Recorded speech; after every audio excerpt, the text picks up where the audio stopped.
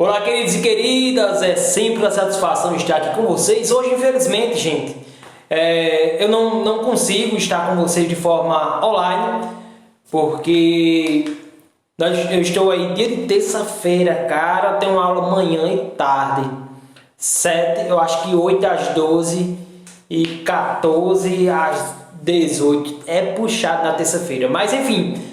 Enquanto não começa no presencial, porque eu já organizei minha vida de acordo com o presencial, né? Estamos aí daqui a pouco, quem sabe, no presencial. Então, nesse período remoto, infelizmente, gostaria de estar com vocês de forma síncrona, mas estamos aqui, né? Dessa forma. E na quinta-feira também eu tenho aula e eu também dediquei para ler os textos, né, relacionados a outro momento. Enfim, vai ser assim gravado. Gente, para hoje nós temos continuidade das instituições sociais. Nós vimos a primeira instituição social chamada família, dialogamos, né? Discutimos aí em relação à família. E agora a gente vai ver outras, né? Escola, religião e principalmente estados, os poderes constituintes desse estado, né? Que nós vivemos, que tem tantas normas e regras, né, em sua essência para nós obedecermos e nós nos guiarmos enquanto cidadão. Então, vamos que vamos, para não ficar muito longo. Então, escola representa educação, a educação enquanto uma instituição social que ela vai se desenvolvendo, vai ter suas diversas, né, atuações, que vai desde escolas de educação básica, desde a creche, do ensino, a educação infantil, ensino fundamental 1, ensino fundamental 2, nós, ensino médio, e aí vai que vai, né? Universidades, e as universidades têm tanto cursos de graduações, tem como cursos de pós-graduação, e tem também centros formativos, né? Inclusive aqui no nosso estado do Rio Grande do Norte, recentemente a governadora anunciou que irá construir algumas escolas, né, de ensino técnico, como se fossem os IF, mas dentro são os IERNs, né, os Institutos Estaduais de Educação. E aí nós temos uma nova, né, dinâmica de organização da educação potiguar com essas escolas técnicas. É um projeto futuro a poder, né, nós não teremos essas escolas, mas terá em outros municípios aí para outra atuação. Então, a educação é também uma instituição social, escola onde a gente tem essa socialização secundária, esse momento de nós, né, conhecermos novas pessoas, conhecermos novas condutas, né? E a escola, enquanto instituição social, ela vai surgir por volta, né, dos séculos 17, século 18, não é algo recente, claro, a escola, e dentro de um processo de modernização da modernidade, na idade moderna da Europa, né? Uma política educacional surge já no final do século XVIII, início do século XIX, baseadas em 3 visões de mundo. Para que serve? Qual a função? Qual o papel?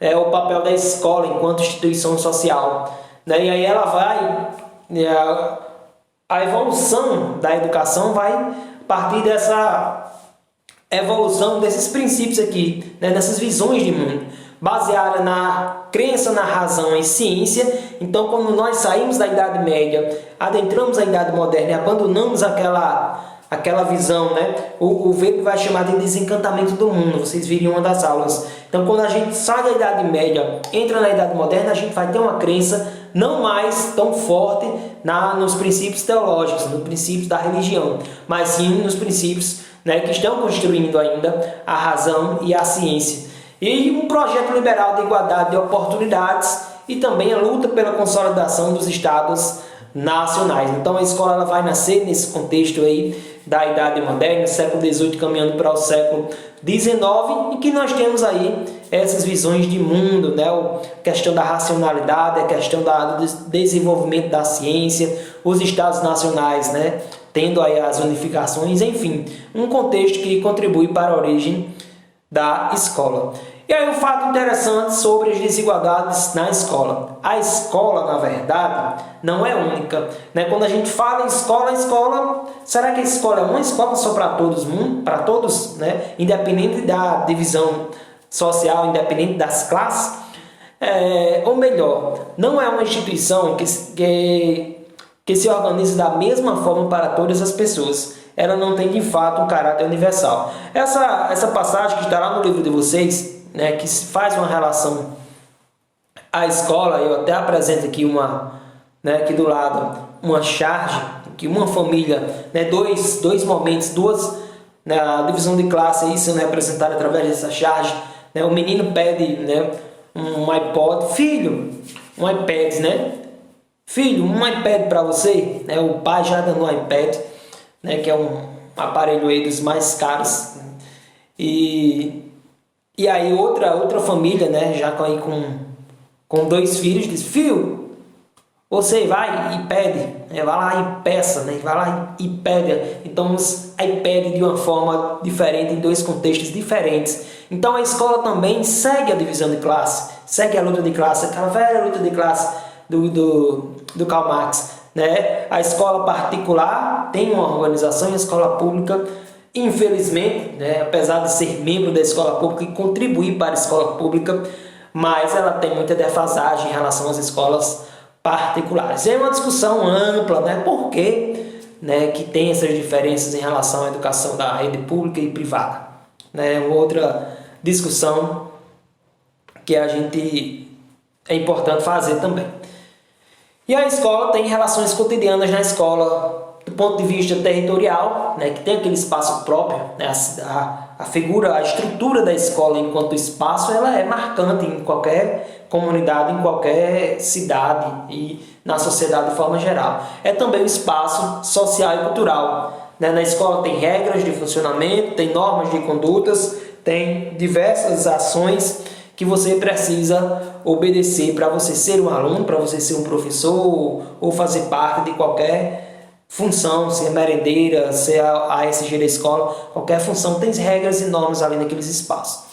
E existencial também, nós passamos muito tempo na escola, né? Depois nós saímos de casa e agora com a escola, né, a proposta do governo brasileiro é a escola em tempo integral, então não sei se vocês talvez, né, primeiro, segundo ano, talvez ainda pegue um pouquinho, ou talvez não, mas nós teremos mudanças, já está a caminho em mudanças, que a tendência é, até 2024, a meta é 50% das escolas serem de modo integral. Aqui a nossa Antônio Dantas já passou em 2018 uma votação, só que não aceitaram e ela não é integral hoje. Enfim, né, do ponto de vista existencial, é lá na escola onde nós passamos, é aqui na escola, né, que a escola também é esse momento que nós estamos fazendo. E outra instituição social é a religião.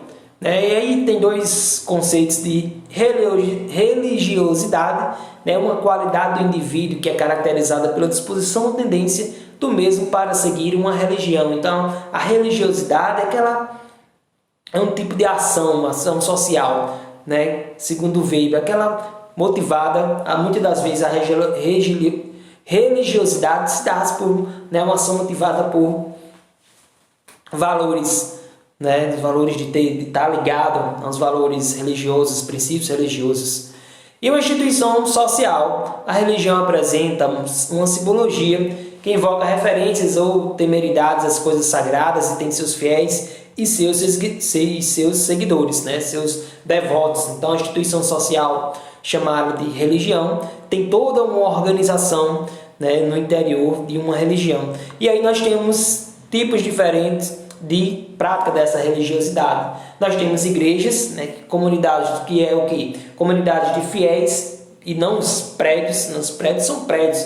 Igrejas são aquelas comunidades de indivíduos, de fiéis, que possuem estrutura burocrática, com hierarquias e dogmas bem definidos. Né? Então nós temos uma diferença entre igrejas e seitas. Né? Enquanto a igreja nós temos uma estrutura burocrática, ou seja, organizacional, estrutural, né, de organização, de estrutura, e tem também uma forte hierarquia que é presente nas igrejas. Se nós pegarmos a Igreja Católica, a título de exemplo, nós temos a figura maior do Papa e aí vai descendo até o coroinha da igreja, né? E tem uma hierarquia. Tem pessoas que, né, elas ocupam funções e essas funções demandam certos poderes hierárquicos, né, de obediência ou de... talvez, muitas das vezes também de diálogo, mas existe uma hierarquia, ao contrário das seitas. As seitas não, são comunidades próprias, que pequenas, são menores, com poucos funcionários ou poucos, né, participantes, condições de relativa igualdade, então não tem essa hierarquia. Uma das diferenças né, da igreja para a sede é a questão da hierarquia, né? Então, e os membros têm pouca hierarquia. Então, o que caracteriza a seita é mais essa questão da hierarquia. E aí nós entramos, né, na última instituição social que nós veremos, que afinal nós estamos encerrando aí o segundo bimestre, então nós encerra o segundo bimestre, então encerra também esse assunto, e a gente vê a figura do Estado. Né? O objetivo do Estado é assegurar a vida humana em sociedade. A figura do Estado é essa.